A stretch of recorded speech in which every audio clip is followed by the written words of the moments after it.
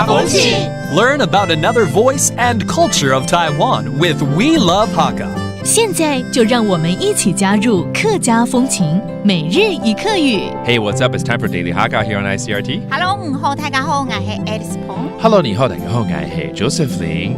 我们这个月都在教心情哦。那有的时候有些事情会令人担心，但有时候会令人放心啊，对不对？放心怎么说啊？风行。风行 Okay, that means to be reassured or like you don't have to worry about something when you give someone a task. For instance, 有些事情交给某一些人呢，你就会觉得很放心嘛，对不对？事情交给你，我就放心。对，你也是。这件事情交给你，我就放心了。How do you say that?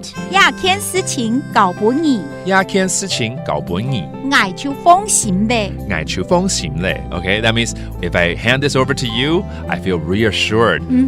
Very good. 还有啊，前阵子我们不是有台风吗？那可能要报个平安啊，可能会说，我们这边没事，请放心。不错吧 Right, that's another way to use how to be reassured about something. Let's say a typhoon passed and you want to tell everyone you're okay. 台风过后，我们这里都没事，请放心。风采过後，風采過後，我到兩位都冇事情，我到兩位都冇事情。請放心。請放心，請放心。Okay, nothing happened here. We're all okay after the typhoon. All right, I think this line is very practical. So let's review these phrases again, including typhoon. 怎么说？風采。風采 that's a typhoon.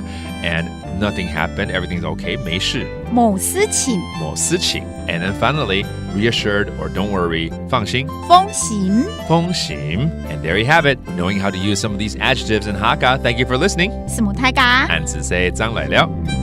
客家風情由客家委員會監製。 We Love Hakka has been brought to you by the Hakka Affairs Council.